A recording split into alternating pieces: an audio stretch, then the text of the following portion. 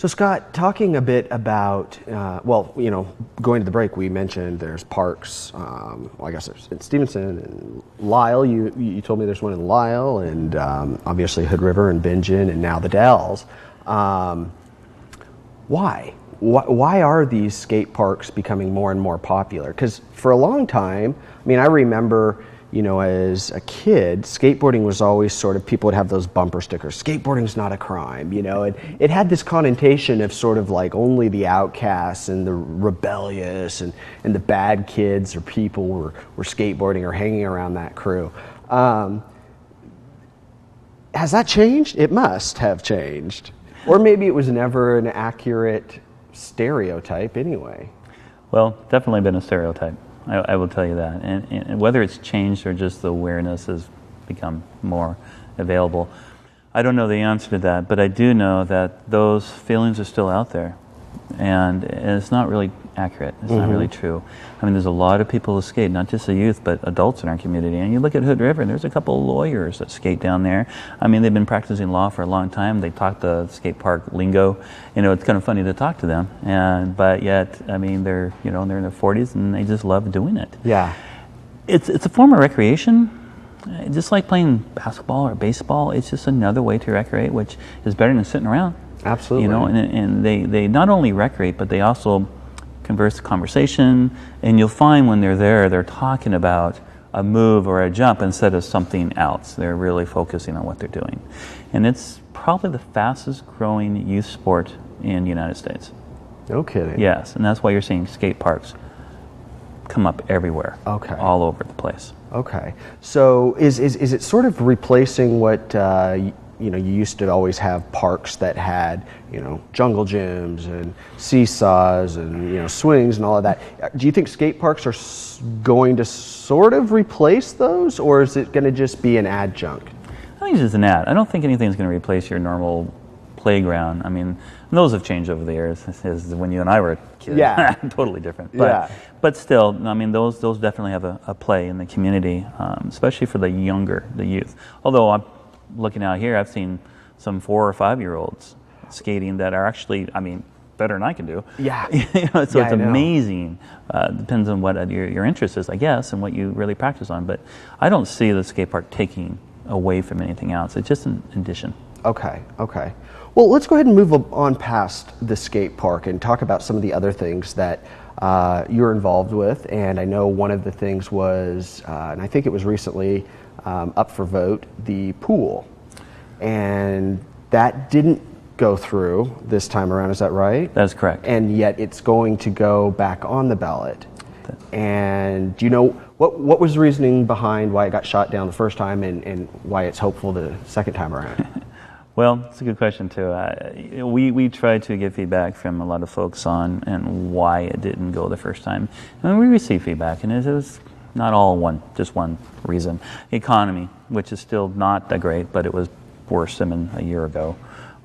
That was one of them. The cost to that. I think a lot of folks thought maybe it was just too extravagant, more than we needed right now. And our whole goal was to try to replace the pool, but to bring more water awareness to the Dalles. You look at the Dalles, and many times you look in the summertime, and it's probably the hottest. It'll reach the hottest temperatures in the whole state sometimes here in the Dalles, and it can stay there. And we have the Columbia River right here, which is a big body of water. Water safety is huge, and it's a life skill to learn how to swim or do swim lessons, which we teach at the pool. So it's very important. So we looked at doing that. A couple added additions. One was a gym. We do not have an indoor facility, and we do a lot of Parks and Rec programs. One of the largest ones we do is the youth basketball. We have 250 kids that do our youth basketball, but we have to borrow or pay for a gym elsewhere because we don't have that opportunity. Okay. So that's big reasons why we went for that.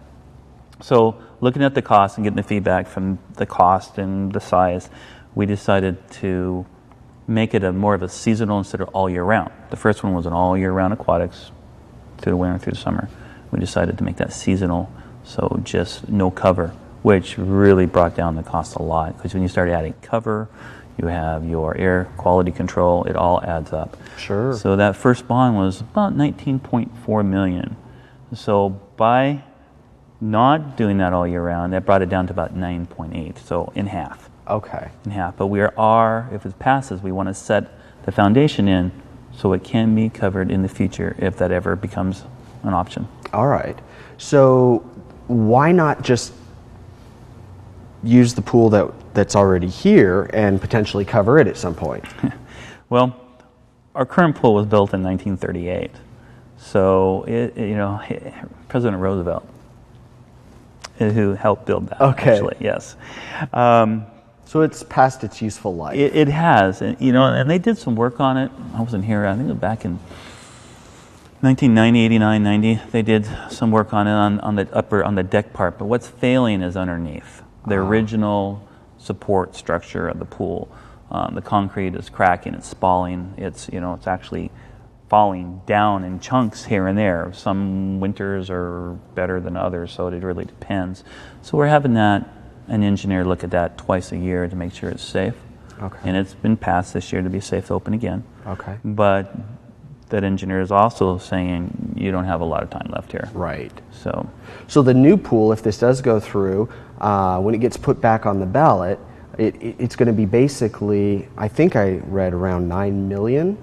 So almost half or at half of what it had been the first time. So are you guys pretty hopeful that it'll go through this time? we are. We're very hopeful, and I think it's important, not only for the aquatics, like I said earlier, but to have that year-round gym that we can provide 7 days a week recreation, not only for youth but for adults. Right. We're getting calls for, adult male basketball teams, female basketball team, co-ed basketball teams, just adults, not counting the volleyball, youth basketball, everything else that we can offer in something like that if we actually had a facility.